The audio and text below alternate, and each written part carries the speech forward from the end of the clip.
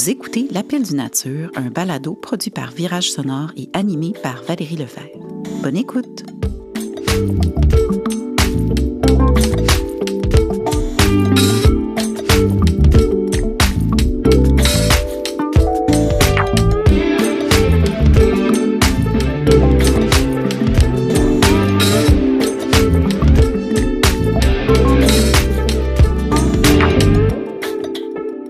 Bienvenue Marc-André. Merci de me recevoir, c'est très apprécié, j'apprécie. Ça fait plaisir. Marc-André Fortin qui est sommelier au Foxy. Exact, sommelier au Foxy depuis 4 ans et demi maintenant.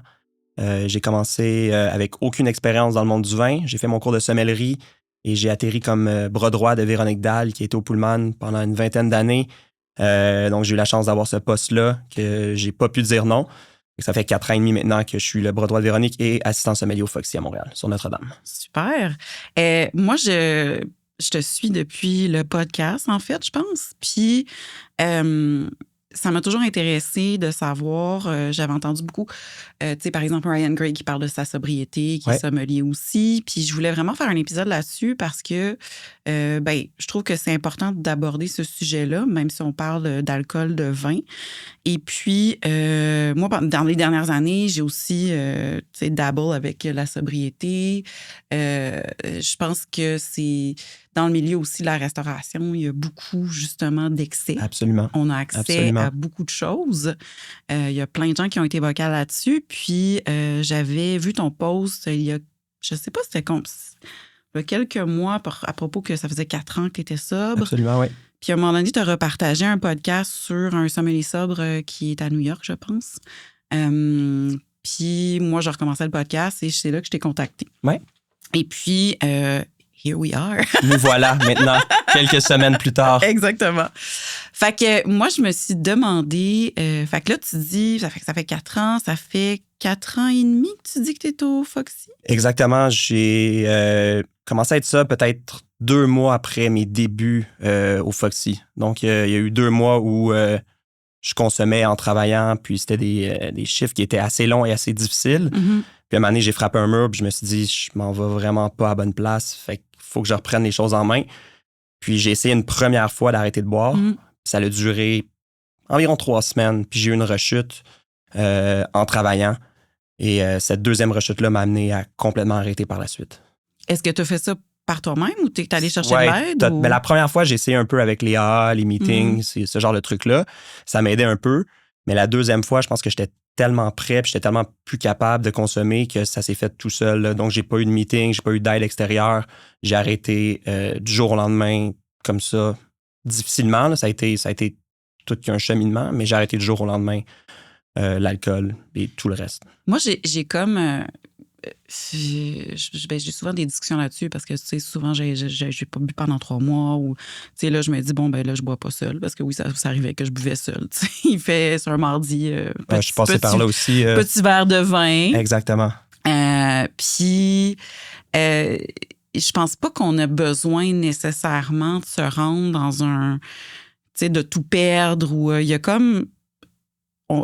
On frappe un mur, mais ça n'a pas nécessairement besoin d'être gros. Est-ce que tu as eu une réflexion en particulier? Il y a eu deux ruptures amoureuses qui étaient liées à l'alcool. Fait que déjà là, ça, si tu te dis comme j'ai perdu une partie de ce que je tenais le plus ou une personne que j'aimais à cause de l'alcool, fait que ta dépendance, elle devient évidemment plus forte que l'amour que tu as pour les autres. Mm-hmm. Tu reçois, tu sais, pas des avertissements, mais les personnes qui t'aiment, qui t'entourent, te disent « Hey, il faudrait peut-être que tu slack, il faudrait peut-être que tu te calmes. » Mais quand ces avertissements-là se répètent et se répètent et se répètent, à un moment donné, tu arrives à un ultimatum. Puis si l'ultimatum n'est pas assez fort, là, tu te rends compte que ta dépendance est rendue vraiment, vraiment importante. Mm-hmm. Fait que moi, ça a été 2 ruptures amoureuses qui ont déclenché ou qui ont enclenché peut-être plus le processus de réflexion à me dire que j'avais probablement un problème d'alcool qui était assez grave. Puis, je dois avouer, j'écoutais le podcast dont je fais référence, que je me rappelle plus le nom ce matin. Je pense que c'est Wine Enthusiast. Enthusiast, quelque chose comme ça. Wine Enthusiast. Oui. Puis, il y a comme une question. Tu vois, moi, ça fait comme 4 mois que j'ai arrêté de fumer. J'ai fumé pendant 3 ans parce que j'ai eu des années de merde. Félicitations. Puis, c'est tout le temps, merci. C'est tout le temps l'espèce de est-ce que je fais ça pour toujours? Tu sais, puis, comment t'entrevois ça, toi, en ce moment? Moi, je pense inévitablement que je fais ça pour toujours. Mhm. Je suis vraiment quelqu'un qui est intense dans la vie de tous les jours, à tous les égards, normalement. Fait que quand j'aime quelque chose, je l'aime beaucoup plus que les autres. Je pense que les gens qui ont des dépendances assez fortes, c'est de façon générale le cas pour tout le monde. Fait que je pense pas que je serais capable de boire un autre verre de vin ou une autre bière un jour dans ma vie. Puis je dis ça en ce moment. Après, peut-être qu'un jour, je vais être prêt ou je vais me sentir prêt. Mais pour le moment, pour l'instant, je sais que si je prends un verre d'alcool, c'est parti pour c'est parti pour que je l'échappe comme je pouvais l'échapper avant. Ça, je suis pas mal certain. C'est drôle, je t'ai dit ça avant qu'on enregistre. J'étais comme, ouais, je l'ai échappé jeudi. Ouais, mais je l'ai échappé tellement souvent. Je sais tellement c'est quoi. Comme je m'ennuie de l'échapper par moment. Il y a des soirées où je me dis, ça serait tellement bon à soir 1, 2, 3, 4, 5 verres. Mais je pense que je suis en contrôle en ce moment de la situation. Puis si j'avais à reprendre un verre, je pense pas que je serais capable d'être en contrôle de moi-même puis de m'arrêter à un seul verre comme la grande majorité des gens est capable de le faire. Je veux qu'on revienne avant ça. Tu dis, comment tu es arrivé à être assistant sommelier au Foxy? Fait que tu t'as fait des études en sommellerie. Qu'est-ce qui s'est passé avant ça? Pendant la pandémie, je m'ennuyais. Moi, à vrai dire, j'étais serveur dans un restaurant en volume où j'aimais plus ou moins l'endroit. La pandémie est arrivée, j'ai accepté un poste de gestion, puis j'ai absolument détesté ça. C'était vraiment pas fait pour moi. Puis là, je m'ennuyais pendant la pandémie. Je me suis dit, qu'est-ce que je préfère? Puis j'ai vu une pub passer sur la sommellerie pour un cours à l'école au théâtre de Laval. Fait que je me suis dit, pourquoi pas, je vais l'essayer. Puis dès les premiers instants du cours, je suis vraiment tombé en amour avec le monde du vin puis tout ce qui s'en entoure. J'ai eu la chance d'avoir Alain Bélanger, qui est un des sommeliers les plus talentueux que le Québec a pu voir comme enseignant. Fait que sa passion, il me l'a transmise assez rapidement. Fait que je suis vraiment tombé en amour avec le vin dans les premiers instants du cours. Puis ça a été un 7 mois d'apprentissage constant, qui est rien sur l'apprentissage qu'on a normalement dans le métier, mais ça a été 7 mois vraiment, vraiment incroyables où on déguste des vins à tous les jours, des whiskies, des spiritueux. Fait que quand tu as aussi un problème d'alcool puis tu es confronté à ça à tous les jours, je retrouvais aussi un plaisir personnel, mais aussi un plaisir d'alcoolique à déguster aussi en classe, ce qui est quand même weird aussi. Là, tu sais. Ben, il y a comme...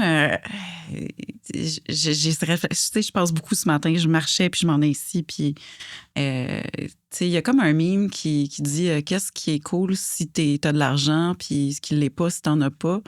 Ben justement, tu sais, boire de l'alcool, déguster qu'on appelle. Ouais.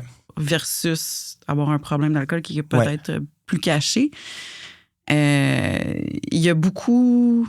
Et là, je vais me mettre un pied dans la bouche, mais je vois beaucoup des gens qui dégustent, puis t'as un flight, puis t'as un flight de bouteilles, puis tu te dis, mais c'est pas possible que t'aies pu goûter tout ça. Je vois que les gens, de plus en plus, crachent dans ce genre de choses-là, Absolument. mais il y a quelque chose... je trouve, à mon avis, parce que je l'ai vécu, j'ai été dans des dégustations comme ça, de banaliser, en fait, sous le voile de dégustation. Absolument. Absolument. Ça devient facile après ça de déguster pour, oui, déguster, mais aussi pour le plaisir associé à l'alcool puis au feeling que ça peut amener. Moi, je vais toujours me rappeler quand j'ai commencé à travailler au Foxy, je dégustais les vins pendant le service pour m'assurer qu'ils étaient encore bons, mais c'était pas pour déguster, c'était pas pour s'assurer qu'ils étaient encore bons. Un moment donné, tu veux le feeling, puis tu veux... Fait que probablement qu'il y en a dans les dégustations comme ça qui aussi, oui, un crachoir, mais qui veulent en retirer un certain plaisir sensoriel, je dirais. Puis, il y a quelque chose qui m'a marqué quand tu parles de ta formation. Je veux vraiment du coq à l'âne. Non, pas de problème. Puis, c'est que tu te dis, tu es vraiment tombé en amour avec le vin. Puis, est-ce que c'était ton premier contact à ça? Puis, quand tu es allé à l'école, est-ce que tu t'es dit, peut-être que c'est pas une bonne idée aussi? Je me suis jamais dit que c'était une mauvaise idée. Jamais, mais j'avais déjà un gros problème à ce moment-là, mais je me l'avouais pas. Puis je pense que c'est une des grandes failles de l'alcoolisme, c'est qu'on se l'avoue pas qu'on a un problème. Puis on essaie d'en tirer plaisir du plus grand nombre de façons possibles. Fait que moi, c'était facile pour moi de comme me rendre chaud autour du monde du vin en disant que c'était pour mes études puis que je faisais ça pour ma formation. Puis fait que c'était majoritairement pour mon plaisir personnel d'alcoolique pendant un certain moment que j'étais autour du monde du vin. Fait que tu dégustes aussi, plus pour déguster, mais comme je disais tout à l'heure, juste pour le plaisir que ça t'apporte d'être chaud, d'être un peu sous, d'être sous carrément. Fait qu'il n'y avait plus aucune recherche de dégustation ou quoi que ce soit. C'était vraiment pour en venir à mes fins de problèmes d'alcool majoritairement. Là. Fait que tu termines ta formation de 7 mois. t'es où dans ta tête? Qu'est-ce que tu fais? Tu vas travailler? Moi, pendant mon cours, j'ai été référé à Véronique qui m'a offert l'emploi. J'ai eu une entrevue, puis par la suite, après l'entrevue, j'ai eu l'emploi au Foxy. Mais j'avais aucune intention d'aller travailler dans le monde du vin. Fait que ça s'est un peu fait par défaut. J'avais pas l'intention nécessairement de quitter mon emploi en gestion que j'aimais pas, qui était également une très grande nuisance à mon problème d'alcool, où là, quand tu tombes gérant, t'as accès encore plus à l'alcool, t'as pas à te justifier à personne. Fait que ça a été une période un peu sombre aussi de ma vie, la gestion, où je buvais plus qu'auparavant dans ma vie. Ben surtout, c'est comme c'est le cercle. Le contraire du cercle vertueux, c'est si t'aimes pas ta job, ben là, tu vas boire plus. Absolument. Tu vas encore moins aimer ta job. Mais c'était un cercle vicieux, ça. C'était invivable. C'était tellement difficile où... Tu sais, je travaillais avec mes amis, je travaillais avec mes proches, je travaillais avec mon frère, je travaillais avec ma copine à l'époque. Fait que de travailler puis d'être chaud tout le temps puis de le cacher, c'est ultra difficile pour soi-même, tu sais, de tout le temps faker, d'être droit puis d'être correct alors que t'as de la misère à marcher droit en vérité, tu sais. Fait que j'ai fait le cours le cours de sommellerie pendant la pandémie. J'ai atterri au Foxy, puis là, c'était comme au pic de mon problème d'alcool, pratiquement, là, où là, je mentais, je me cachais, puis avant les chiffres, je buvais, j'étais stressé de mon nouvel emploi, fait que l'alcool, c'était ma béquille, comme bien du monde normalement, tu sais. Fait que je commençais mes chiffres chauds, je me rendais encore plus chaud pendant mes chiffres, puis à la fin, c'était comme, j'avais de la misère à marcher droit, tu sais. Fait qu'inévitablement, je sais que le mur s'en venait. Je voulais pas le frapper du tout. J'avais un respect immense pour mes collègues, pour ma patronne, puis j'étais comme, si j'arrête pas là, je sais qu'il y a quelque chose de vraiment, vraiment mauvais qui m'attend. Est-ce que tu as eu des... Parce que tu disais tes proches, tes ex-copines. Ouais. Mais justement, est-ce que c'est Véronique, est-ce que c'est quelque chose qu'elle voyait? Est-ce que ton... 100%. Ah ouais, 100%. Okay. Moi, je suis rentré, dans le fond, je vais toujours me rappeler, c'était un samedi soir où j'ai vécu ma dernière brosse en travaillant. J'ai fini mon chiffre. Je sais même pas comment j'ai fait pour faire mon chiffre de travail. Puis je rentrais le jeudi suivant. Puis la première chose que j'ai fait, c'est... on était allé se promener. J'ai dit, Véro, il faut qu'on aille se promener, il faut qu'on parle. Je sais que si on n'avait pas eu cette discussion-là où j'ai avoué que j'avais un problème d'alcool puis que j'arrêtais maintenant de boire, mais je perdais mon emploi. C'était certain. Comme juste par la façon que mon chiffre s'est terminé le samedi d'avant, je savais que si j'arrêtais pas de boire, je perdais mon emploi puis je voulais vraiment pas le perdre. Je venais de perdre 2 relations. Si je perdais mon emploi, en plus d'avouer ça à sa famille, c'est comme une accumulation de trop de choses qui aurait fait en sorte que ça aurait été beaucoup trop à handle, si on veut. Là. Puis comment elle a réagi? Elle était tellement contente. Là. Elle était touchée. Elle m'a dit, je savais plus quoi faire. Je savais pas quoi faire avec toi. Je savais plus comment gérer le cas. Fait que tu m'enlèves un poids sur les épaules. Puis elle a eu la plus belle réaction qu'elle pouvait pas avoir. Ça m'a touché de savoir qu'elle était contente. Puis elle était un peu, elle aussi, mise au pied du mur à savoir qu'est-ce que je fais avec mon employé. Tu sais, je lui donne une autre chance. J'en ai donné quelques-unes. Est-ce qu'on continue? L'élastique va finir par briser à un moment donné? Fait qu'elle a persévéré. Elle a cru en moi dans un sens. Puis encore à ce jour, j'en suis vraiment, vraiment reconnaissant. Puis justement, tu dis, perds tout ça, comment est-ce que je vais faire pour annoncer ça à mes proches, ma famille? Mais il y a aussi une façon d'annoncer que tout ce que tu t'avoues, finalement, qu'il y a un problème avec l'alcool, puis que tu arrêtes. Est-ce que tu as fait ça d'un coup? Comment ça s'est passé? Un jour, c'était un lundi soir, je me suis dit, tu t'achètes une dernière bouteille de vin, tu la bois au complet. C'était même pas une bonne bouteille. J'aurais dû m'acheter quelque chose de le fun. Je le regrette aujourd'hui. Un Barolo cheap à 28$ à la SAQ. Ça a été ma dernière bouteille de vin que j'ai consommée. Fait que oui, je me suis dit, j'ouvre une dernière bouteille. Ça va être ton dernier moment avec l'alcool. Probablement jamais, qui sait. Fait que j'ai fini cette bouteille de vin-là. Ça, c'était le lundi. Puis après ça, j'ai eu 2 jours sobre. Le jeudi, je rentre au travail. J'ai parlé avec Véronique. On a eu une discussion par rapport au fait qu'il fallait que j'arrête de boire. Puis il n'y a plus jamais eu de turning back depuis ce moment-là. Puis, est-ce que, justement, tu parles de Véronique qui t'a supporté là-dedans. Y a-t-il eu d'autres gens dans la communauté de la sommellerie? Parce que moi, ce que je vois en parlant, en recommençant les interviews, je trouve qu'il y a un sens de communauté assez fort. Vraiment. Puis, est-ce que tu as eu de l'aide de certaines personnes, justement, dans ce milieu? Majoritairement, tous mes collègues ont été vraiment, vraiment présents pour moi. Là, je parle de Véronique principalement, mais tous mes collègues m'ont épaulé et m'ont aidé là-dedans. Puis si j'avais été dans un milieu où la consommation puis l'excès avait été part du quotidien, je pense pas que j'aurais été capable d'arrêter de la façon que je l'ai faite en ce moment. Fait que d'avoir des collègues qui ont des habitudes de vie saines puis qui n'ont pas de problème de consommation, ça m'a beaucoup aidé dans mon cheminement. Puis ça, je suis vraiment choyé de ça.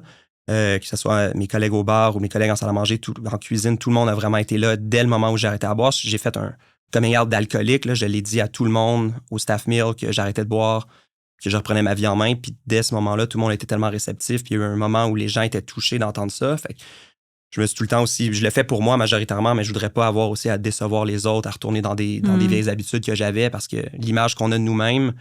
Ben, il y a beaucoup de honte. Il y a énormément de honte là-dedans. Il y a énormément de honte. J'ai tellement de regrets par rapport à ma consommation d'alcool, puis j'ai beaucoup plus de satisfaction à ma sobriété maintenant que j'ai de regrets par rapport à toutes mes erreurs du passé par rapport à l'alcool, mais de te savoir épauler, de te savoir supporter, c'est tellement gratifiant, c'est tellement un beau sentiment que je voudrais jamais décevoir personne par rapport à ça par la suite. Puis, est-ce que il y a plus de pression de décevoir les autres ou toi? Non, de décevoir moi-même. Ouais. Ouais, 100%. Je dirais 90-10, là, comme je le fais vraiment pour moi, je le fais pas pour les autres. Puis je pense que ça, c'est quelque chose que j'ai appris au fil du temps. Trop souvent, j'ai essayé de le faire pour les autres. Puis jamais pour moi. Puis quand tu veux le faire pour les autres, t'es jamais vraiment prêt. C'est quand tu frappes ton mur à toi, puis quand toi, t'es prêt à arrêter de boire, que ça se fait naturellement, puis beaucoup plus facilement. Parce que quand c'est les autres qui te confrontent, qui te disent « Hey, t'as un problème, faudrait peut-être que tu penses à arrêter », t'es dans le déni, tu dis « Ben non, c'est pas si grave que ça », mais tu vois pas le bigger picture, puis tu vois pas que tu te blesses toi-même, puis tu blesses les autres aussi en même temps, tu sais. Fait que moi, je me suis fait mettre au pied du mur par mes anciennes copines à plusieurs fois, puis j'étais comme « Ah, je vais arrêter », puis tu le dis, mais tu le fais pas, puis c'est parce que t'es pas prêt inévitablement toi-même à le faire. Puis dans ton quotidien, comment ça se passe maintenant? Parce que... Vraiment bien. Mais au-delà de ça, tu sais, vu que t'es sommelier, puis moi, je vais t'avouer quelque chose, j'en parlais, je pense, à la semaine passée, je trouve que, tu sais, quand il y a des dégustations, quand je vais dans des salons, à un moment donné, ben, je crache et tout, mais je trouve que j'ai jamais le portrait total, tu sais, finalement, peut-être que je le fais pas bien, là, mais j'ai jamais le portrait total du vin. Fait que toi, dans ton quotidien de sommelier, comment ça se passe maintenant? C'est peut-être comme ça pour la majorité ou la grande partie des gens qui ont l'impression de pas aussi bien déguster si on n'avale pas le produit au complet. Mais moi, dans l'esprit ou auparavant, quand je dégustais, il n'y avait aucun procédé, aucun processus de réflexion. Comme je disais tantôt, je buvais ou je dégustais juste pour boire, pour le feeling. Je pensais même plus au vin, je pensais même plus aux arômes, à la structure, à quoi que ce soit. Il n'y avait aucune recherche associée à ce que je dégustais. Je le faisais juste, premièrement, tellement rapidement pour me cacher, pour pas me faire voir que comme tu peux même pas réfléchir à qu'est-ce que tu dégustes. Fait que maintenant, de plus avoir aucun feeling associé à l'alcool, de plus sentir tipsy ou quoi que ce soit, là, le processus de réflexion, il est là, puis je prends le temps à m'attarder à qu'est-ce que je déguste.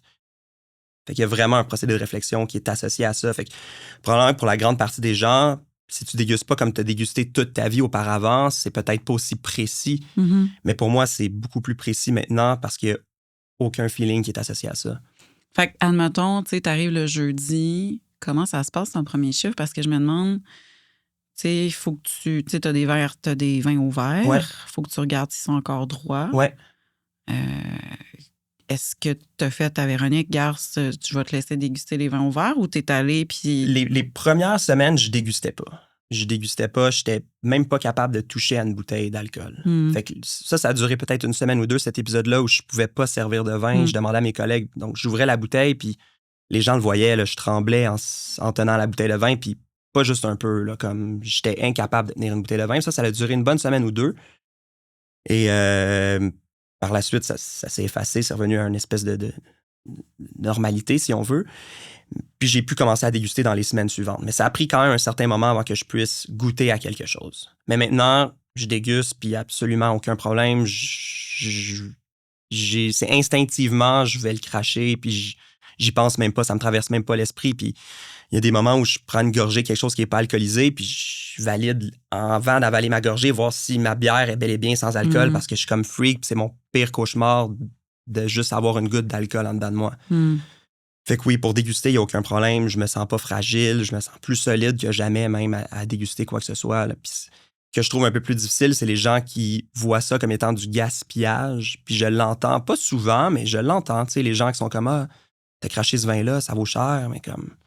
Ben oui, je sais. Ma vie vaut plus cher, je suis désolée. Vaut beaucoup plus cher que la gorgée de vin que j'aurais pu potentiellement ingurgiter. Tu sais, je veux dire, ça, je trouve ça un peu difficile ou un peu plate, les gens qui le voient comme ça. Ils voient pas le problème qui est derrière ça. Tu sais, ça prend beaucoup plus de courage, justement, pour cracher cette gorgée-là que de l'ingurgiter. Tu sais. Fait que ça, Mais des commentaires négatifs par rapport à ça, j'en entends de moins en moins. Quand j'ai commencé à arrêter de boire, c'est peut-être juste un hasard, là, mais comme... Tu sais, les gens veulent t'offrir un shooter et disent « Ah non, je bois pas. » Puis les gens « Hey, t'es bien plate, comment ça, tu bois pas? » Oh, merde. Puis c'est correct, là. Je peux comprendre que pour la grande majorité des gens, tout le monde consomme, puis... Mais d'entendre ça, quand tu viens juste d'arrêter de boire, t'es bien plate, voir que tu bois pas, come on, fais un shot avec nous. Non, je peux pas, tu sais. Puis il y a un moment où j'étais tellement tanné d'entendre ça que je cassais les gens complètement en leur disant non, j'ai un problème d'alcool, je bois plus. Puis là, les gens step back, ils sont comme oh shit, félicitations. On dirait que dans la dernière année ou deux, j'ai comme l'impression que les habitudes de vie de beaucoup de gens ont changé. La consommation, elle a vraiment réduit. Il y a beaucoup plus de gens qui vont vers les options sans alcool, ce que je respecte énormément. Puis maintenant, moi, je me fais offrir un shooter, je dis « Ah non, je bois pas », puis instinctivement, les gens « Ah, bravo, c'est bon, félicitations, ça fait combien de temps » ou quoi que ce soit. Fait que je sais pas si c'est juste un hasard ou si dans les dernières années ou deux, post-pandémie, les habitudes de consommation des gens ont changé. Mais il y a comme une espèce de retour à une consommation d'alcool qui est plus... En fait, les chiffres disent que c'est la consommation la plus basse depuis je sais pas combien d'années. Ouais. Puis je sais que la génération Z consomme beaucoup moins d'alcool maintenant. Puis, je pense qu'il y a eu vraiment un chiffre. Je me rappelle, durant la pandémie, les ventes d'alcool ont skyrocketé. Ah, c'est absolument. J'allais au Peluso, il était comme on fournit plus en bière, nanana. Tu sais, tout le monde, on dirait qu'il était... tout le monde était déprimé. Ben oui, mais c'est une béquille, là. Ça a été difficile pour tout le monde. Puis moi, c'est là où j'allais le plus échapper, c'est pendant la pandémie. Fait que je sais absolument c'est quoi. Puis là, j'ai l'impression qu'il y a un retour du balancier comme toute chose, je pense. Et puis, il y a beaucoup plus d'options aussi. Tu sais, moi, je me rappelle, les bières sans alcool, avant, c'était dégueulasse. À cette heure, tu as plein de choix. Tu as vraiment... Tu sais, moi, j'ai tout le temps des bières sans alcool dans mon frigo. Ouais. Tu sais, juste un petit mardi, au lieu d'ouvrir une bouteille de vin, je rouvre une petite Corona sans alcool. Elle est tellement bonne. Il y a tellement des belles options. La brasserie Les Grands Bois, ils font une IPA sans alcool qui est aussi bonne qu'une IPA des meilleures brasseries du Québec. Puis c'est sans alcool. Je veux dire, il faut cibler ses produits. C'est pas tout ce qui est sur le marché qui est bon. Mais après, il y a tellement de belles alternatives que ma bière que je prends en fin de chiffre sans alcool, la Peroni Zéro, elle me fait autant de bien qu'un verre de vin que j'aurais pu potentiellement prendre il y a 4 ans et demi. Maintenant, j'associe. J'ai aussi hâte de prendre ma bière sans alcool à la fin du chiffre que j'avais hâte de prendre mon verre de vin il y a 4 ans et demi en finissant de travailler. Pour moi, maintenant, la bière sans alcool, c'est comme un genre de reward, si on veut. Fait que c'est quand même un progrès qui est fait, qui est très content. Je suis contente pour toi. Merci. Je suis contente aussi pour le monde, que le processus aussi de désalcoolisation de la bière existe et est répandu. 100%, merci à ça, parce que j'aurais pas la même urgence de prendre ma bière sans alcool à la fin du chiffre si c'était pas du fait de la qualité des produits en ce moment, tu sais. T'as-tu goûté au vin sans alcool? Une fois, j'étais au Cadet, puis ça m'a pas déplu. J'ai pas adoré ça non plus. Je pense que il y a peut-être encore plus de chemin à faire là-dedans que dans la bière sans alcool, mais c'est Proxy, je pense que ça s'appelle. Ah, c'est eux autres? J'ai aimé ça. J'ai pas détesté ça. J'ai trouvé ça super bon. Après, si on compare avec du vin, c'est sûr que, bon, il y a quand même une différence qui est là. Mais pour du sans alcool, je veux dire, c'est vraiment agréable, là. C'est tellement de belles alternatives, surtout à table. Je pense que c'est ce que je trouve le plus difficile, c'est au restaurant, les accords mets et vins ou un cocktail, vraiment cocktail que je trouve le plus difficile ou que je m'ennuie le plus. Fait que Proxies puis des alternatives comme ça, dans un esprit d'accord ou dans un esprit dégustation, ça fait vraiment du sens à table aussi. Bien, je vois, tu sais, on parle des sans-alcool, je vois qu'il y a un concours de mocktail avec la compagnie Noah qui fait des alcools. Des super produits sans alcool. On le travaille en ce moment, nous, au Foxy, puis c'est incroyable. Fait qu'il y a vraiment beaucoup d'alternatives, mais c'est sûr que moi, j'avais goûté, en fait, c'était un vin sans alcool fait à base de riz, je pense, qui était quand même intéressant. Mais c'est ça, je trouve qu'il y a beaucoup d'options de mocktails puis de produits sans alcool et de bière. Là où ça manque un peu plus, c'est vraiment le vin, 100%, je pense. 100%, mais probablement que dans les prochaines années, ça va se développer. Puis il y a un marché clairement pour ça. Là, fait qu'il y a quelqu'un qui va exploiter ce marché-là de façon aussi belle que Noah peuvent le faire ou que les Grands Bois peuvent le faire. Là, il y a définitivement un marché pour ça. Puis ça a sa place à table, certainement. Fait que tes chiffres, finalement, tu sais, comment ça se passe? T'arrives, tu goûtes, tu craches. Comment tu fais tes accords vins? C'est toujours tes accords vins plats. Comment ça... les accords mets et vins, on les offre un peu sur le fly au restaurant. On n'a pas OK. d'accords mets et vins définis en soi. Fait qu'on y va avec le gros bon sens, si on veut, de ce qu'on a disponible au verre. Mais après, ça, c'est quelque chose que j'ai jamais vraiment pu, avec on manque de temps au restaurant, mais personnellement, tenter à tous les jours des accords mets et vins, c'est plus Véronique qui est sommelière en chef, qui s'occupe de ça. Mais non, ça, c'est encore difficile pour moi, où je manque peut-être de temps de tester des accords sur une base quotidienne. Je le fais pas nécessairement. Fait que tout ce qui est accord va être signé par la chef sommelière. On sert les vins de la façon, mais je déguste les vins en arrivant, je déguste avec les agents. Hier, on était avec une super agence, Vermentino, avec des produits majoritairement corses. Les vins étaient incroyables. On a dégusté. Ça se passe vraiment très, très bien. Là. Il y a le crachoir. Tu sais, dans un vrai processus de dégustation, comme on en parlait tantôt, il y a tout le temps un crachoir. Puis les gens pensent pas nécessairement ça.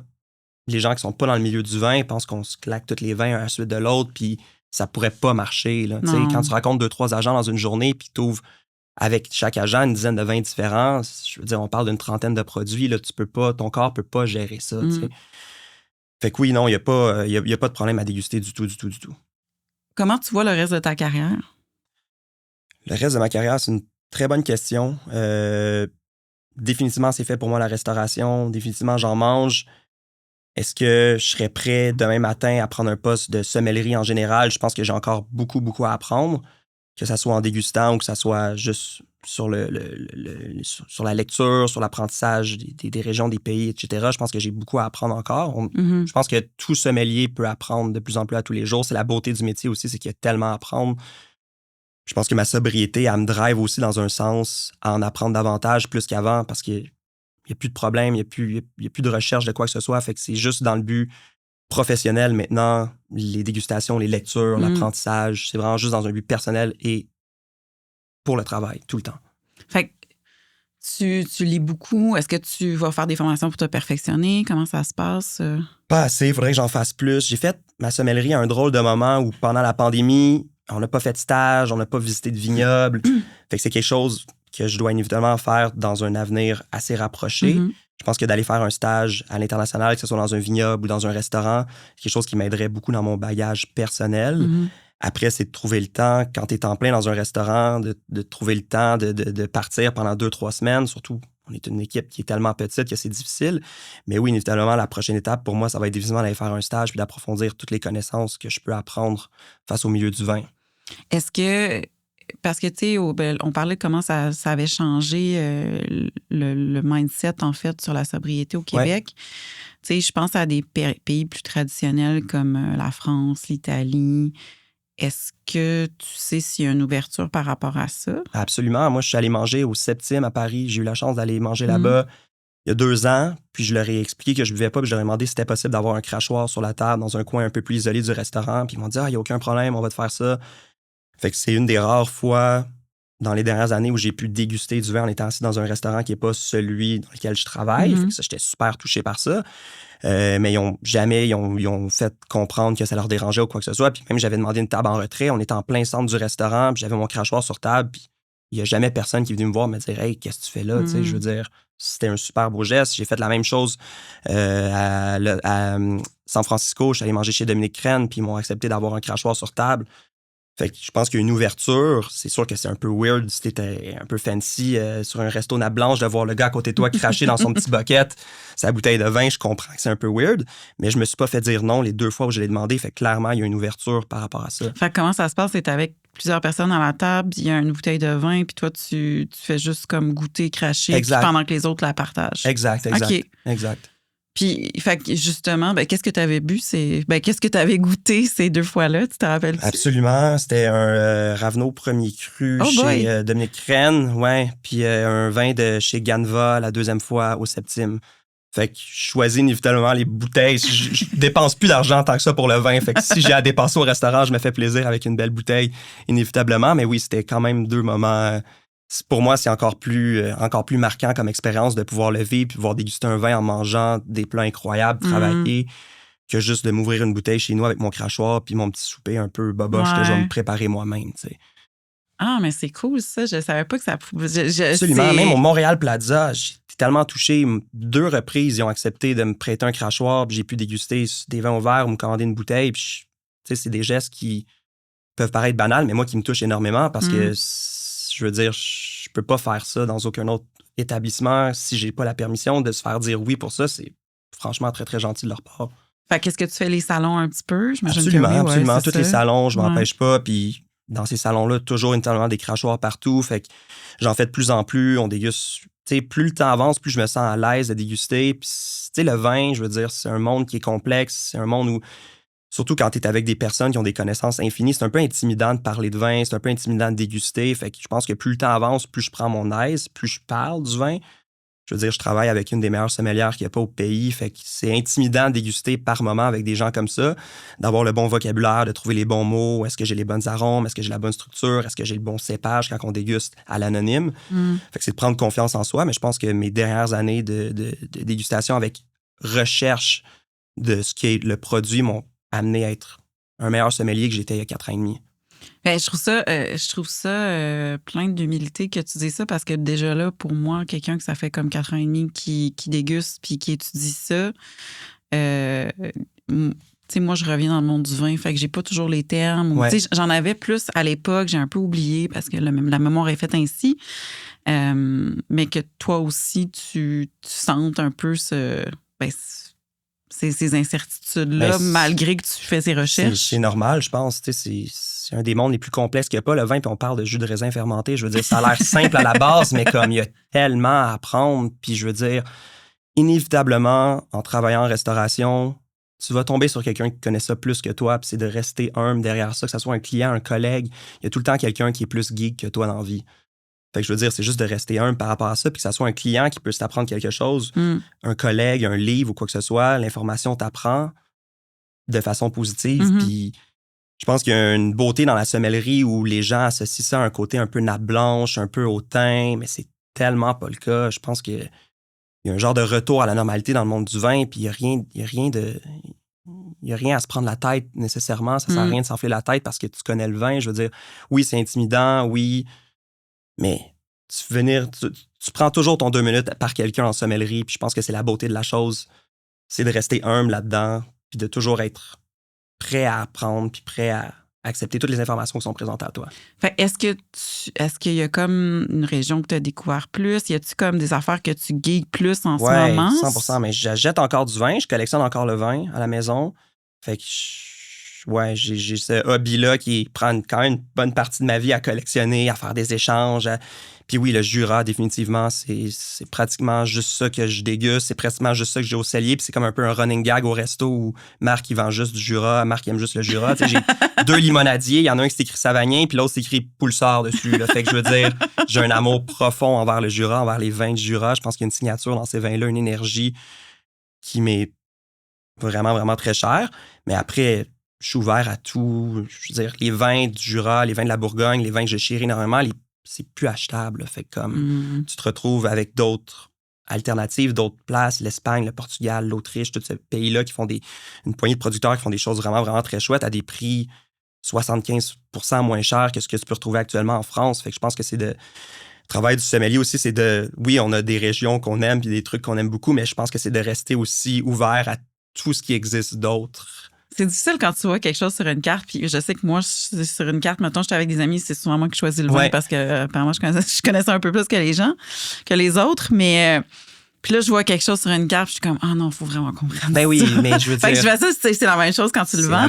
C'est la même chose. Mais non, je peux pas dire que c'est la même chose parce que je suis pas là pour faire boire aux gens ce que moi j'aime boire. Tu sais, je veux dire, je pense que le premier travail du sommelier, c'est de comprendre qu'est-ce que ton client a envie de boire, puis de poser les bonnes questions pour y faire boire ce qu'il a envie de boire, sans être nécessairement ce qu'il commande systématiquement. Fait que je pense que c'est de faire découvrir aux gens des choses qu'ils pourraient potentiellement aimer en fonction de leur goût de base. Ça, je pense que c'est la plus belle qualité d'un sommelier. On est là pour faire découvrir les gens. Je dis que j'aime le Jura, puis je dis que je mange juste ça, mais c'est pas vrai. Comme, j'ai un amour profond pour ça, mais je suis capable, je suis ouvert à tout, puis les sommeliers qui veulent juste, ou les employés en restauration qui veulent juste te faire boire qu'est-ce qu'ils ont envie de boire, je pense que c'est un gros défaut parce que c'est pas parce que toi t'aimes ça que la personne qui est en face de toi va aimer ça. Puis souvent, il y a une espèce de malaise autour du monde du vin où si ça fait 5 minutes que tu fais brainstormer par ton serveur ou ton sommelier que ça va être bon, tu goûtes puis t'aimes pas ça, souvent les gens sont pas à l'aise de le dire qu'ils aiment pas ça, tu sais. Fait que c'est là où le travail du sommelier intervient, c'est vraiment de faire déguster aux gens ce qu'ils ont envie de boire. Puis en même temps, toi, ta carte, tu sais, moi, j'arrive puis je connais pas la carte. Toi, ta carte, tu la connais. Tu sais c'est quoi à peu près les profils, puis qu'est-ce que tu peux aller, puis aligner ton client avec ça. Mais ça, c'est un travail aussi, même si on a 400 références sur la carte, là, c'est imposant pour un client. Idéalement, les gens la manipulent, mais les gens se sentent évidemment intimidés par ça. Fait que c'est là où on est payé pour ça. Je veux dire, ça va me faire plaisir de trouver exactement ce que tu as envie de boire.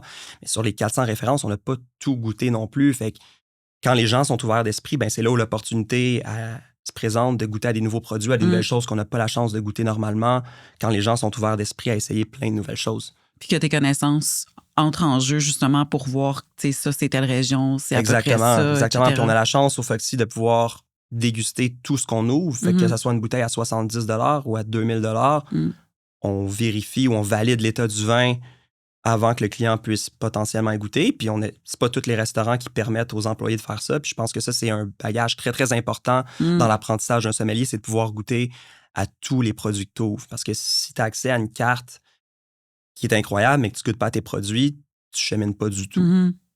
Fait que justement, tu sais, maintenant, de ce que je comprends, c'est que tu es capable, t'as plus de recul sur ce que tu goûtes, puis tu es capable d'avoir plus, d'analyser davantage. Est-ce que, tu sais, le Jura, justement, qu'est-ce qui te fait vibrer là-dedans? Je suis curieuse. Parce que t'es pas le seul. Là. Les gens mais sur le Jura, je pense que c'est comme dans le monde des sommeliers, je veux dire, après la Bourgogne qui était plus achetable, les gens, je pense, pour avoir une espèce d'énergie ou sur ces chardonnays plus tranchants, dans des profils un peu de réduction, moi, c'est ce que j'aime vraiment. Il y a une signature jurassienne dans les vins que tu ressens sur ce côté sésame grillé, un peu le grain de popcorn, l'acidité, la fraîcheur des vins, comme il n'y a rien qui ressemble à ça. Le terroir parle beaucoup dans le Jura. Puis il y a des vignerons qui font des choses qui sont vraiment, vraiment incroyables. Puis on a la chance au restaurant, nous, de goûter à ces produits-là. Fait que je pense que j'ai eu la chance aussi d'aller dans le Jura voyager. J'étais en France il y a 2 ans, puis j'hésitais, je vais-tu en Bourgogne, je vais-tu dans le Jura? Puis je me suis dit, va dans le Jura, t'aimes tellement ça. Puis je pense que ce voyage-là, ce moment-là m'a vraiment marqué d'avoir la chance de voir ou de passer devant tous les vignobles que t'aimes dans la vie de tous les jours. C'est une belle chance, tu sais. Est-ce que tu les as rencontrés? Non, j'ai arrivé pendant les vendanges. J'étais supposé aller faire les vendanges chez Stéphane Tissot. On s'échangeait des messages textes. Puis j'ai eu un empêchement de dernière minute qui a fait en sorte que j'ai pas pu y aller, malheureusement. Je le regrette encore à ce jour. Mais Stéphane Tissot, c'est une personne chez qui j'aimerais beaucoup aller faire un stage, qui est un vigneron pour qui j'ai énormément de respect. Tous les vins sont bons du domaine. Puis je veux dire, en termes de superficie, il y a probablement un ou sinon le plus grand domaine dans le Jura. Puis tous les vins ils ont une signature. Puis tous les vins se dégustent bien. Je veux dire, quand tu arrives avec un domaine qui a pratiquement 50 hectares, d'avoir une qualité de vin qui est irréprochable sur tous tes produits, quand tu as autant de cuvées, il faut que tu sois un très, très bon vigneron. J'ai goûté de ce qu'il fait, mais j'ai pas les connaissances ou j'ai pas goûté l'éventail de ce qu'il a fait. Mais c'est vraiment bon. Si jamais tu vois ça sur une carte des vins ou même en sac, là, je veux dire, il y en a plein de cuvées en SAQ. Son Chardonnay Patchwork a comme 45 $ qui est phénoménal. Puis les cuvées un peu plus haut de gamme, là, qui détaille autour de 80-90 $, ça reste cher pour un vin SAQ, mais la qualité du vin est comme incroyable. Ouais. Dans les derniers mois, j'ai acheté des choses assez chères que je vais aller mettre dans ma cave. Absolument, mais même chose pour moi. J'attends, moi, chaque mercredi à minuit, le release des vins SAQ, puis même moi qui bois plus, j'ai juste hâte à minuit pour voir les produits qui vont sortir, mettre des trucs dans mon panier, puis faire des dépenses un peu folles que je finis par regretter inévitablement. C'est comme des cartes Pokémon que tu collectionnes. Exactement, c'est ça. Mais moi, je le vois comme ça. C'est un passe-temps, c'est un hobby. Mon père collectionne les affaires des expos. Fait que j'ai eu ça de lui, là, comme il court un peu partout pour avoir des cartes, des posters, des affaires. Puis c'est super correct. Moi, c'est le vin, tu sais, des pages d'échange, puis je bois plus. Fait que tu sais, c'est un peu weird de se dire que comme t'as hâte d'acheter une bouteille de vin que tu vas finir par cracher. C'est bizarre, mais comme le hobby est encore là, la passion est encore là. Fait que je pense que ça, c'est un bon signe en soi. Ben, je trouve que je te vois parler puis tu vibres avec ça, puis je peux voir justement que ça te passionne encore. Ouais, absolument. Est-ce que tu as une bouteille dans ton cellier que c'est comme ta bouteille chouchou? Moi, j'en ai une.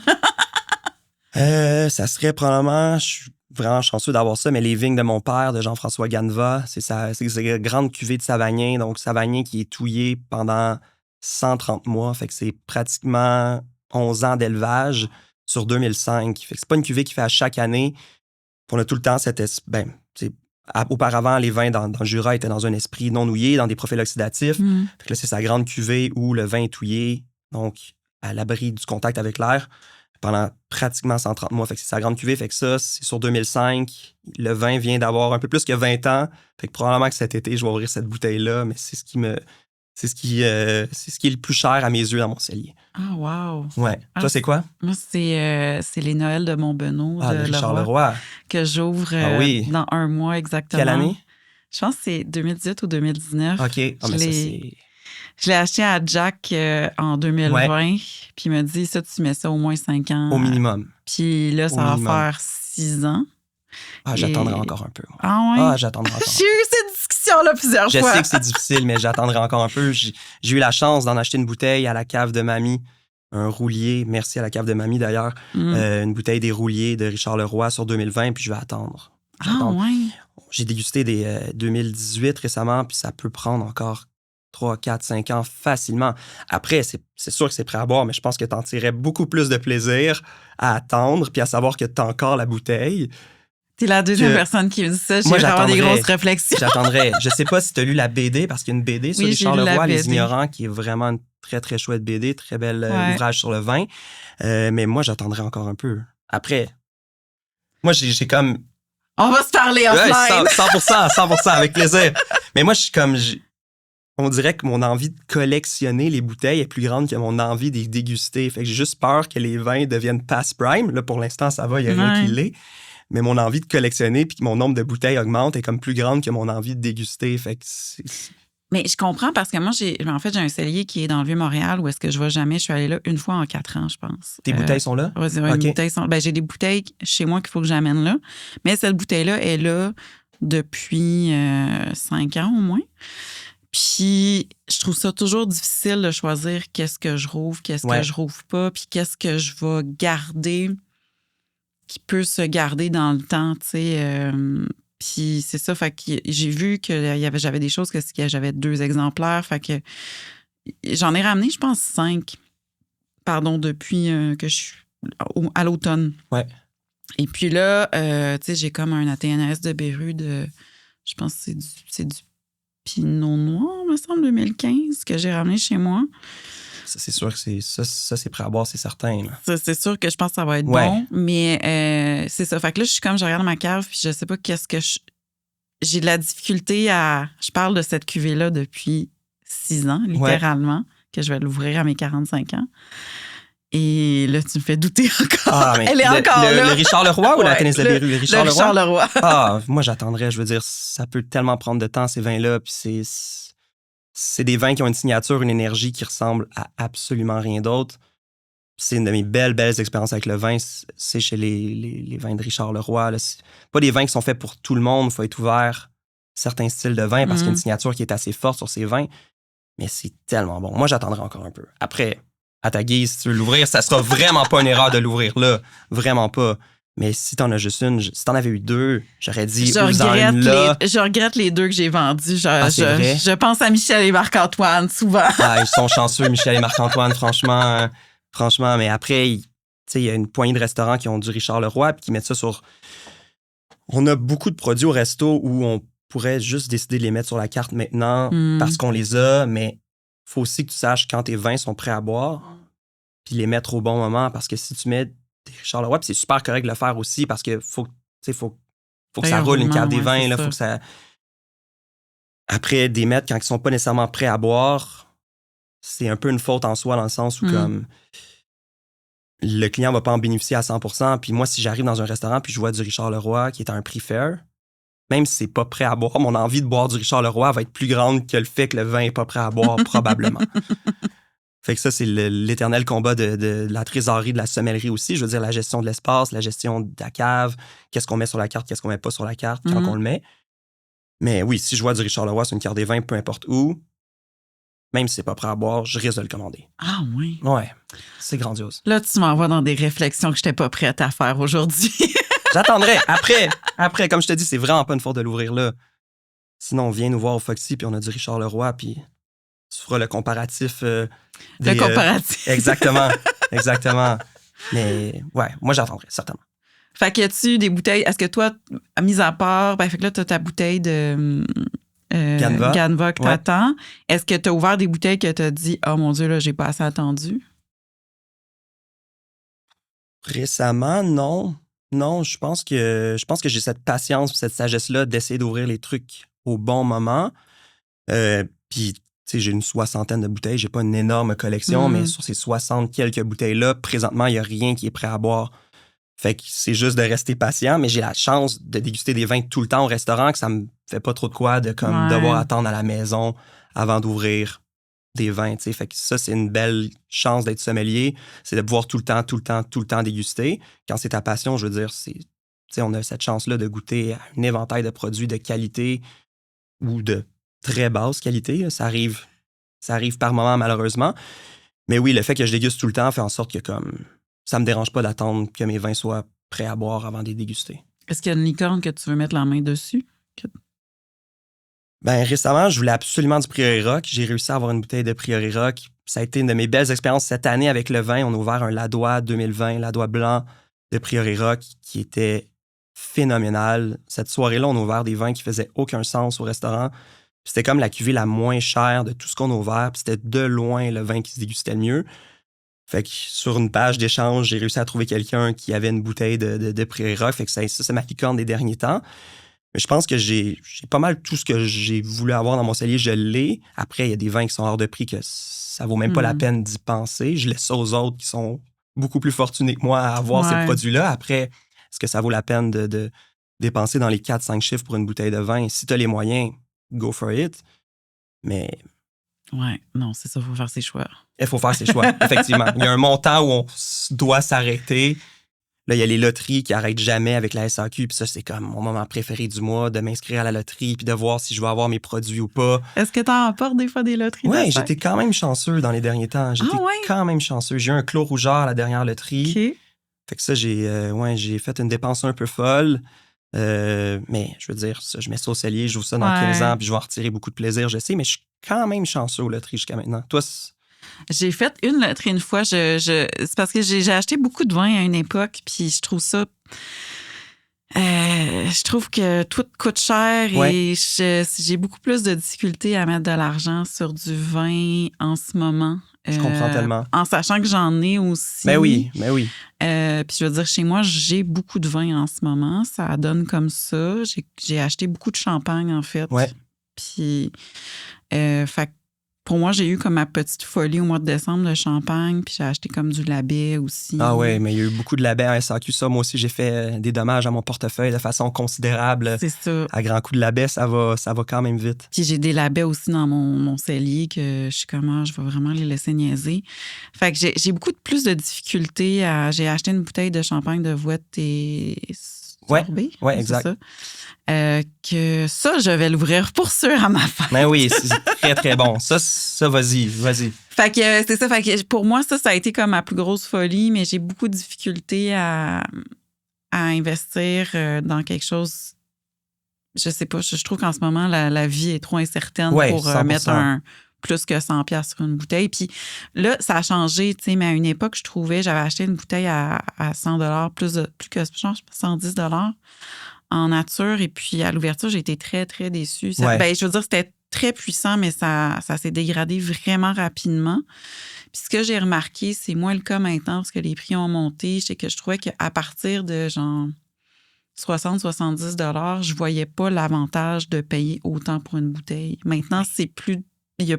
justement, tu as des labels comme ça que tu couches, tu as des affaires de plus de qualité. Les prix ont monté. C'est plus nécessairement vrai, mais j'ai peut-être eu cette sagesse-là. C'est parce que, je veux dire, tu sais, consomme quoi dans une semaine normale? 2-3 bouteilles de vin, 4 bouteilles de vin, peut-être un peu plus. Je veux dire, si à chaque fois tu droppes un 80$ sur une bouteille de vin, c'est normal que ce soit pas le standard que tu te mettes d'acheter des bouteilles à ce prix-là tout le temps. Mais moi qui achète plus de vin, je me fais plaisir quand j'ai des trucs qui passent à les acheter parce que j'achète juste jamais de vin, fait que ça me fait un peu moins mal au cœur. Mais t'es toujours là le mercredi à minuit. Tout le temps. Je te dis, c'est mon moment préféré de la semaine quand je vois les produits qui sortent dans la nuit de mercredi à jeudi. Je fais la liste complète, puis je suis comme, qu'est-ce que j'achète? Est-ce que j'achète quelque chose? Puis loterie, ben là, c'est encore un sentiment d'euphorie encore plus grand là, quand il y a ça. Là. Mais c'est le fun que tu aies comme transféré ce sentiment d'euphorie puis d'excitation à une collection. Absolument. Absolument, mais avant, moi, c'était la bière. Moi, j'étais en amour avec la bière. J'allais dans le Vermont, j'achetais des bières, je revenais, je buvais mes bières, j'étais content. Puis j'allais dans le Vermont 2 semaines. Là, c'était problématique. Là, comme... Fait que c'était juste la bière. Puis un moment donné, j'étais dans un bar, dans un resto à Québec, à la Buvette Scott. Puis j'ai commandé un verre de Frank Cornelison. C'était comme une des premières fois de ma vie que je commandais un verre de vin au resto, puis verre de vin qui fait du sens, là, pas Kim Crawford ou compagnie. Et j'ai fait comme, waouh, il y a vraiment quelque chose qui se passe. Là, j'ai eu une genre de révélation avec le vin à cause de Frank Cornelison. Puis je me suis pratiquement débarrassé de la grande majorité des bières que j'avais pour échanger ça contre du vin. Puis je vais toujours me rappeler le premier échange que j'ai fait pour avoir une bouteille de Susukaru Rosato de Frank Cornelison. J'étais tellement content. Puis encore à ce jour, on en servait au resto cette semaine au verre du Rosato de Frank Cornelison. Puis j'étais comme, hey, c'est ce vin-là. Puis je le disais à toutes les tables que je servais, j'étais comme, c'est ce vin-là qui me fait tomber en amour. Puis avec qui j'ai une révélation pour le monde du vin. Fait que j'espère que ça va être la même chose pour vous. J'espère que vous allez avoir une espèce d'illumination en dégustant ça comme moi je l'ai eu. Mais je vais jamais oublier ce moment-là où j'ai eu mon premier grand contact avec le vin. C'était à cause de Frank Cornelison. Ouais, moi aussi, je me rappelle mon premier moment qui a fait... C'était quoi? C'était qui? C'était Poil de lièvre de Bobinet. OK. C'était à Paris, on était avec des amis. Puis c'est super drôle parce que après ça, je suis revenue, puis là, j'ai essayé de trouver ça. J'ai acheté une caisse de 12. OK, ben c'est correct. J'aurais fait pareil. C'était la première caisse d'importation privée, mais on dirait que ça goûte pas pareil en France que ça goûte ici. Puis j'étais comme, je trouve qu'il y a moins, il y a moins de magie, puis je pense que le transport doit affecter, là, mais... Certainement, il faut que tu attendes. Normalement, il y a un choc de transport définitivement. Tu attends un peu avant d'ouvrir les vins. Mais probablement aussi que l'euphorie du moment, la première dégustation. Mais je l'ai retrouvé, ce vin-là, parce que maintenant, il est disponible en sac. Je suis retournée à Paris en 2022. Puis j'étais à la buvette à Paris, puis il y avait ça ouvert, puis je l'ai rebu là. Puis on dirait que là aussi, il y avait comme encore une magie. Fait que je sais pas qu'est-ce qui s'est... C'est peut-être moi là-bas. D'être là-bas, d'être en voyage, de se sentir un peu fébrile. J'imagine que ça joue. Mais moi, à chaque fois que j'ai redégusté les vins de Frank Cornelison, j'avais pas la même euphorie qu'au départ, mais j'ai tout le temps eu ce moment-là où un attachement envers ce vigneron-là aussi. Puis il y a quelque chose de particulier, tu sais, tout le volcanique. Absolument. Ça joue beaucoup dans les vins, puis il est très, très talentueux. Après, il y a un travail de parcelle qui est fait maintenant. Il y a tellement de cuvées, ce vigneron-là. Vraiment, chapeau, tout est bon dans son domaine. Ça fait longtemps que j'en ai pas bu. C'est vrai? En fait, c'était avril dernier. Mais je me rappelle plus c'était quoi. C'était délicieux. Là. C'était une journée pluvieuse. Toujours. Sur une terrasse. C'est ça. Pourquoi pas prendre un verre de Frank Cornelison? Voilà. Ouais. Je vois le temps passer. Je pose toujours 2 questions à mes invités. On a parlé... Peut-être que la deuxième, tu vas... t'en as déjà dévoilé. Une rencontre importante pour toi dans le monde du vin? Définitivement, Alain Bélanger, qui a été mon prof de sommellerie. Je ne sais pas si tu le connais ou si tu n'as jamais dégusté avec lui, mais c'est probablement la personne la plus humble qu'il n'y a pas au niveau du monde du vin, dans la vie en soi de tous les jours. J'ai eu la chance, moi, qui est arrivé en sommellerie, d'avoir cette image-là, un peu hautain du vin, un peu on se pète les bretelles parce qu'on connaît tout. Puis cette personne-là dit Tigidou à toutes les 6 phrases, puis il déguste le vin, puis fait c'est Tigidou. Puis il y avait autant qu'il y a le vocabulaire le plus incroyable qu'il n'y a pas pour le vin, autant que comme il rend ça tellement simple, puis agréable, puis accessible, que j'ai fait comme wow, OK, vraiment. Je pense que si c'était pas du fait que j'avais eu cette personne-là comme enseignant, j'aurais peut-être pas autant tombé en amour avec le vin. Fait qu'il a rendu un produit qu'on voit comme étant prétentieux, tellement accessible, tellement simple, puis tellement agréable que j'ai tout de suite tombé en amour avec le vin. Puis non seulement ça, mais le cours, je pense, c'est quand même relativement bien passé de mon côté. Puis il m'a référé à Véronique, puis c'est grâce à lui que j'ai eu mon emploi. Fait que j'en suis très, très reconnaissant aujourd'hui à ce jour. Moi, j'ai tout le temps voulu faire du service au niveau où on le fait au Foxy. C'est pas le plus haut niveau, mais je pense que c'est vraiment un beau juste milieu entre la gastronomie puis le plus décontracté. Mais j'ai toujours voulu faire ça, puis c'est en partie grâce à lui que j'ai pu avoir cet emploi-là. Fait que ça, c'est définitivement une rencontre qui a été marquante pour moi dans le monde du vin. Puis Véronique Dalle, qui est ma patronne, qui est une sommelière hors pair, une patronne hors pair, je suis vraiment choyé de pouvoir déguster avec, par moment, Alain Bélanger ou à tous les jours avec Véronique Dalle. Cool. Puis un vin récemment qui te fait quelque chose... Dans un bon sens, qui m'a... Oui, qui t'a fait qui t'a fait ressentir des émotions positives, qui t'a marqué. Définitivement, le Ladois blanc de Prairie Rock. Sinon, qu'est-ce que j'ai dégusté récemment qui était incroyable? J'ai dégusté un vieux domaine Joblo sur 2005, Givry premier cru. Il y a 3 jours. Puis c'est un Givry premier cru qui a 21 ans d'âge. Puis bon, c'est pas moi qui ai ouvert ces bouteilles-là, là, mais j'ai peut-être eu la chance de déguster aux 2 vins, mais on a servi après un Cham-Chambertin de Rousseau. On a ouvert les 2, donc Grand Cru de la Bourgogne qu'on a servi en premier. Et ensuite, on a servi le Givry parce que le Givry en jetait plus que le Rousseau, qui est un des plus grands producteurs de la Bourgogne. Fait que c'était un peu contradictoire. Jamais dans ma tête, je me serais dit, on ouvre le Rousseau puis on le sert définitivement après le Joblot, mais ça a été l'inverse. Fait que ça a été une dégustation que j'ai faite jeudi qui était quand même assez agréable. C'est cool, ça. Ouais, on a cette chance. J'ai cette chance-là. On a accès à tellement de produits de pouvoir déguster tout le temps. Je dis ça de façon la plus humble possible, mais je suis très, très choyé de pouvoir goûter ces produits-là sur une base presque quotidienne. Hey, je te remercie et j'adore que tu puisses consommer sans te consommer. Ben, c'est tellement de belle façon, c'est tellement bien dit. Merci beaucoup de m'avoir reçu. C'était vraiment agréable. J'espère que s'il y a des gens qui ont des problèmes comme j'ai pu en avoir, que ces gens-là n'hésitent pas à aller chercher de l'aide, que ça soit directement, vous pouvez m'écrire ou écrire. Il y a tellement de ressources, il y a tellement de possibilités ou de façons de s'en servir, mais je pense que le meilleur conseil que je pourrais donner à quelqu'un, c'est, comme j'ai dit tantôt, de ne pas le faire pour les autres puis de le faire pour soi-même. C'est définitivement le plus beau cadeau que je me suis jamais fait. Puis j'ai aucun regret à ce jour. C'est juste du beau de ne plus avoir de migraine, de ne plus avoir de regrets, de se dire qu'est-ce que j'ai texté, à qui j'ai écrit, qu'est-ce que j'ai fait, qui j'ai déçu. Je pense que juste de ne plus avoir à se cacher, parce que quand tu arrives à un problème d'alcool qui est assez élevé, il faut que tu te caches pour en arriver à tes fins, mais de ne plus avoir à se cacher, c'est tout qu'un cadeau qu'on se fait. Merci, on te trouve au Foxy. Exactement. Foxy, du mercredi au samedi, je suis là. Puis ton Instagram, c'est? Sec et minéral.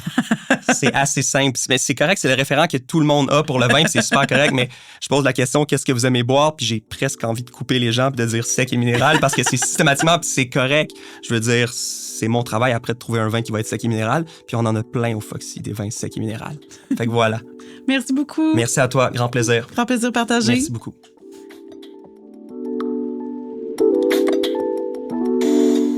Si tu souhaites nous soutenir et avoir accès aux épisodes de l'Appel du Nature 6 semaines d'avance, en plus d'avoir du contenu exclusif, je t'invite à t'abonner à notre plateforme Patreon dès maintenant.